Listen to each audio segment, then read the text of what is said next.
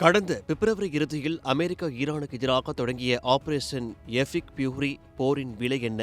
அமைதி பேச்சுவார்த்தைகள் ஒருபுறம் நடக்க, மறுபுறம் போர்க்களத்தில் அமெரிக்கா இழந்த ஆயுதங்கள் மற்றும் நிதி குறித்த புள்ளி விவரங்கள் இப்போது வெளியாகி பெரும் அதிர்ச்சியை ஏற்படுத்தியுள்ளன. 38 நாட்கள் நடந்த இந்த மோதலில் அமெரிக்கா ஒரு நாளுக்கு சராசரியாக $1 பில்லியன், அதாவது சுமார் 8,400 கோடி ரூபாயை செலவு செய்துள்ளது. இது போர்க்களத்தில் மட்டும் நடந்த செலவு.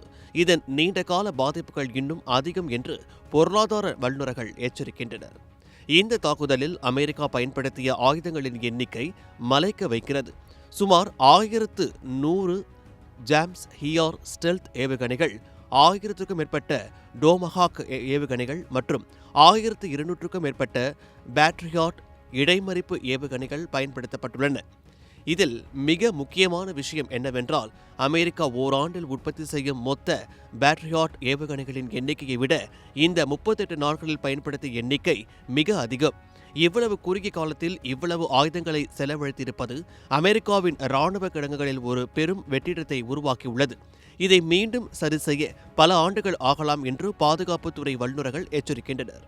இந்த ஆயுத தட்டுப்பாடு ஏன் இவ்வளவு ஆபத்தானது என்றால், அமெரிக்கா தனது பாதுகாப்பிற்காகவும் சீனாவுடனான மோதல் சாத்தியமுள்ள பசிபிக் பிராந்தியத்திற்காகவும் சேமித்து வைத்திருந்த ஆயுதங்களைத்தான் ஈரான் போருக்காக காலி செய்துள்ளது. தென்கொரியாவில் இருந்த தாட் ஏவுகணை பாதுகாப்பு அமைப்புகள் மற்றும் பசிபிக் பிராந்தியத்தில் இருந்த இராணுவ தளவாடங்கள் அனைத்தும் மத்திய கிழக்கிற்கு மாற்றப்பட்டன. இது ஆசிய பிராந்தியத்தில் அமெரிக்காவின் பாதுகாப்பை பலவீனப்படுத்தியுள்ளது.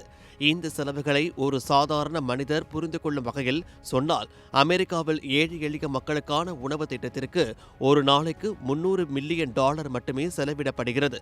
ஆனால் ஈரான் போருக்காக ஒரு நாளைக்கு $1 பில்லியன் செலவாகிறது. அதாவது அமெரிக்காவின் ஏழை மக்களின் 3 நாள் உணவிற்காக செலவு ஈரான் போரின் 1 மணி நேர செலவுக்கு சமம். வெள்ளை மாளிகை எங்களிடம் ஆயுதங்கள் தாராளமாக உள்ளன என்று மறுத்தாலும், காங்கிரஸ் மற்றும் பாதுகாப்புத்துறை வட்டாரங்களில் ஆயுத கிடங்குகள் அபாயகரமான அளவுக்கு குறைந்துவிட்டதாக தகவல்கள் கசிக்கின்றன. வரலாற்று ரீதியாக போர்க்காலத்தின் மொத்த செலவில் 40% வீரர்களின் ஓய்வூதியம் மற்றும் மருத்துவ செலவுக்கே செல்லும். அந்த வகையில் இந்த ஈரான் போர் அமெரிக்காவிற்கு $1 டிரில்லியன் வரை பொருளாதார சுமையை ஏற்படுத்தலாம் என்கின்றனர் பொருளாதார நிபுணர்கள். இந்த தரவுகள் அனைத்தும் போர் என்பது வெறும் எல்லை பிரச்சினை மட்டுமல்ல, அது ஒரு நாட்டின் பொருளாதார கட்டமைப்பையே எப்படி சிதைக்கும் என்பதற்கு ஒரு பாடமாக உள்ளது.